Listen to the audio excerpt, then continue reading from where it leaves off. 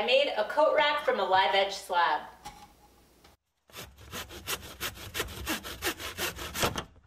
I've seen similar pictures of coat racks on Pinterest that have hooks that hinge down like this, but I've never seen one that's made out of a live edge slab. This was a bit difficult to figure out since there were no straight square edges to reference off of. Notice that these two hooks are not on the same level. So a lot of things to figure out with this one, a lot of bumps in the road, but in the end I think I figured it all out and I think the outcome looks pretty cool. Before we get started, huge thank you to this week's sponsor, Squarespace, where I personally host my website and I think it is so super simple to use. Head on over to squarespace.com/Tamar for a free trial, and when you're ready to purchase, use the code TAMAR at checkout and you'll get 10% off your first order. All right, let's go. I've had this skinny little slab lying around for over a year and it was finally dry enough to work with it. I started by cleaning off a lot of the bark. It was all really loose, so it came off pretty easily. Then I cut it in half with a circular saw and I cleaned everything up on my planer. These boards were crazy warped and twisted, so I used shims on my planer sled to flatten one face, and then I flipped it over to the other side without the sled to flatten the other face. I tried a couple of ways to clean up the edges of the slab. I used this draw knife, which was really fun and I really enjoyed using it. It just took a really long time. So then I whipped out my angle grinder with a flap disc attachment, and it was really quick, but it made a huge mess. One of these pieces had a crack that was running through the entire piece, so I taped up the back side and then I put epoxy on the top. I actually ended up having to do like 4 pours of this epoxy to fill all the cracks. After the epoxy cured and I sanded it all down, it was time to measure everything out. I based everything off of these 36-inch long dowels. Now I need to slice up the board, but there's no square edges to reference off of, so I hot glued a piece of hardboard onto the back. That way there was a straight edge that I could reference off of at my table saw. The straight piece of hardboard sits flush against the fence on my crosscut sled, and now I was able to make the first cut to square up the ends.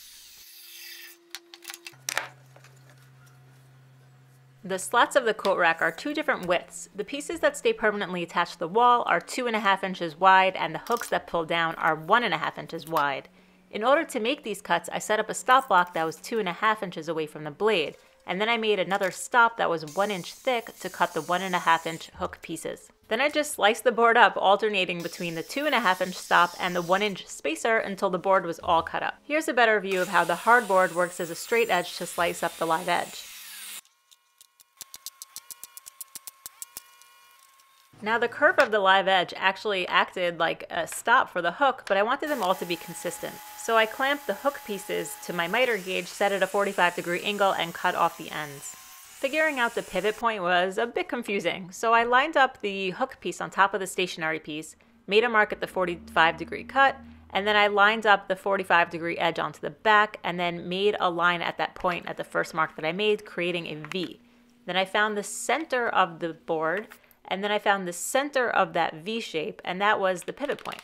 I decided to do a test run with a little brad nail to see if it was actually a good pivot point, and once I tacked them into place, I did a few test swings to see if it was catching, and it was perfect, good to go. I was ready to start marking out all of my hole locations. So if you were using straight square lumber, you could just go ahead and bring this line across your entire thing and it would be fine. But since this had a wavy edge to the bottom, those thicker pieces in the back there, I did a test, it just was not good. So I figured out the actual distance from the bottom that the pivot point needed to be, and I went around and I individually marked all those pieces and then brought those lines across all the hinge pieces. This was a bit difficult, but I think worth it in the end. Because the pivot point on the hinge pieces varied, some of the stationary pieces had 2 different levels of hole locations, so I had to individually mark each piece for where to drill the holes. Because of these varied hole locations, I couldn't set up a jig at the drill press to make repeatable holes, so I made sure to use an awl on all the marks before drilling. I was able to use a fence at the drill press so the hole locations would be centered on the boards, and then I drilled through holes on all the skinny hinge pieces. Some of the wider stationary pieces did not have through holes because of the separate hole locations. So I set the depth stop on the drill press to be about like 1 inch, and I made sure to just drill on those marks, and here you can see those hole locations are just on 2 different levels on that board.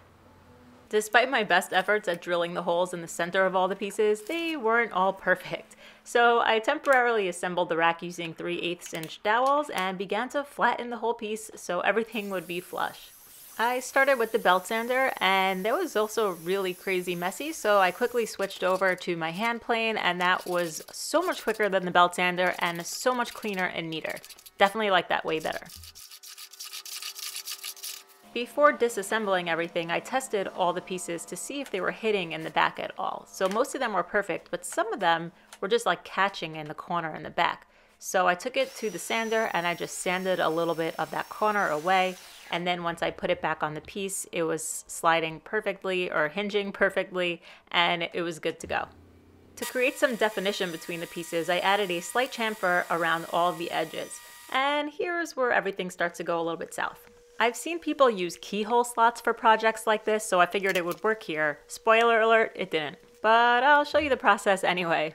I'll be using the router table to make the keyhole slots. So in order to do that, I need to bring the marks that I just made on the back up to the front so that I could see where to stop and start the cuts. I don't know if this is necessary, but I pre-drilled a hole in the back of the pieces so that it was easier on the router bit so that I could plunge it down just a little bit easier. I plunged it, I slid it, I stopped it, waited for it to turn off, and then I had the keyhole slots. Before assembling, I cut up some of the dowel pieces to the lengths that I needed, and then coated them in paste wax so that they would slide into the holes more easily. And everything was ready to be assembled. So it actually went pretty smoothly. The pieces were going on pretty easily. I just don't think that these shorter pieces were stable enough. You'll see in a little bit I did a second one where there were longer dowel pieces, and those pieces definitely felt way stronger. So this second board had a straighter edge on the bottom, so I was able to run a longer dowel through it, and I definitely felt that this piece was sturdier than the ones where I had to separate the dowels. And I tried to put glue on the stationary pieces. I don't think it did anything since I put a lot of paste wax on the dowels to start. I did find that it was easier when working with the smaller dowel pieces. It was first easier to bang it into the small hinged piece and then bang it into the entire rack. So a lot of lessons learned here. If I were to make one of these again, I would try to find a piece that had the straightest, flattest bottom that I possibly could to avoid cutting up the dowel, because I think it caused a little bit of an issue in the end. You'll see. Since all the dowel pieces are not connected to each other, I figured that a way to connect them all in some sort of way would be to shoot a brad nail through the back on just the stationary pieces where the dowels are. I don't really know if that worked. After I sanded everything to 220, I put on a couple of coats of Danish oil. This finish penetrates into the wood instead of leaving a film on top of it, so this way the sides won't rub against each other and take any sort of finish off. At this point, I still thought that the keyhole slots were going to work. I should have realized that they wouldn't, but whatever. So I put in some drywall anchors and then put the screws in, leaving them sticking out a little bit, and attempted to hang it up. At first, I got really happy and I started to celebrate. Then, no, it's not working. It's not working. Yeah, so it was just pulling away from the wall every time I tried to pull the thing down.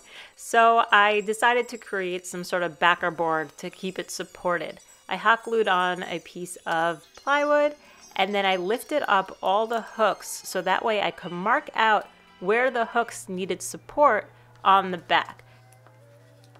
Then I connected all those lines and used the jigsaw to cut away the excess to mimic the shape of the live edge. To hang it on the wall, I decided to go with these French cleats since they can support up to 200 pounds. I wanted the plywood to sit flush against the wall, so I needed to route out a channel on the back that the French cleat will sit in. I'm going to be doing this at the router table, so I needed to bring those lines up and over onto the top of the board so that I can know where to start and stop my cuts. I measured for the depth that I needed, then took the piece over to the router table and did a plunge cut to make the channel. To widen the channel to the correct width, I kept moving the fence away from the bit until the channel was slightly larger than the cleat, so there was enough wiggle room when I went to assemble it.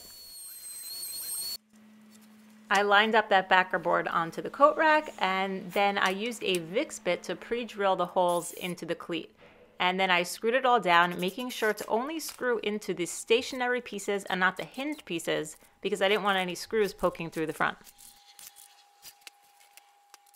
To fully secure the backer board to the rack, I pre-drilled and countersunk a bunch of holes, again only into the stationary pieces, not into the hinged pieces, and then locked that all down with screws. This was a really satisfying moment when I realized this idea was going to work. Finally, I could attach the corresponding part of the French cleat onto the wall. I used some drywall anchors again, and then I screwed that in and screwed that down. And I also was able to attach this onto some studs as well. I don't know if doing both was necessary, but better be safe than sorry. Then I just had to connect the two pieces and it was up. So happy when I realized that it was actually worked. I just had to install this bottom one and then it was done. So this project was a little bit more difficult than I thought it would be, but in the end I think it's totally worth it. If I were to make this again, I would plan to use a French cleat system to start with. And that way I would drill the holes for the pivot points to accommodate for that. I would drill them up a little bit higher. That way the angle on the pivoting pieces will hit against the wall and it will be supported by the wall. I only had to add the plywood backing to support it because I thought of using the French cleat after the fact. And I think it just looks a little bit less refined this way. Another thing that I would plan differently next time is the board widths. I think that the top one is just a little bit too wide. This bottom one is the perfect size. Let's take some measurements. This is about 6.5 here, and this is like 9 3/4. This top one, the biggest hook here is about 12 inches, and it's just like, it's too big. The hook does not have to be that big. So anywhere from 6.5 to 10. This one in the middle here is the perfect size. This is about 7 1/4 here. So that's something that I would do differently next time. But other than that, I think these came out pretty cool, and I'm really excited that my kids finally have a place to put their backpacks. Thank you again to this week's sponsor, Squarespace. I have been using Squarespace from the start, and that's where all my projects live. You can set up a portfolio of your work like I have, or you can easily set up a shop to sell your items. I'm still working on that part of my site. Squarespace makes it so easy with their wide variety of amazing templates, and editing your site couldn't be easier. I have zero experience with building a website, so their content block system is perfect for me. After easily adding content blocks, editing your work is also super simple. Just click, drag, and drop. That's it. Since Squarespace is based on templates, you might be concerned that your site's going to look just like everyone else's, but that's totally not the case since you can customize the design to any style you prefer. You can easily customize the fonts and the colors and all the text sizes and experiment with different templates as well. Some other great features are the ability to send out email campaigns and an amazing website analytics section so you could keep track of your site. I also love that you can view how your site's going to look on multiple devices like a phone. Speaking of phone, one of their best features is the new Squarespace app, where you can edit your site and even create new content while you're on the go. So being able to manage my site from my phone is totally a game changer. So head on over to squarespace.com for a free trial, or when you're ready, squarespace.com/Tamar, and make sure to use the code Tamar at checkout for 10% off your first order. Thank you guys again for watching, and I'll see you on the next project.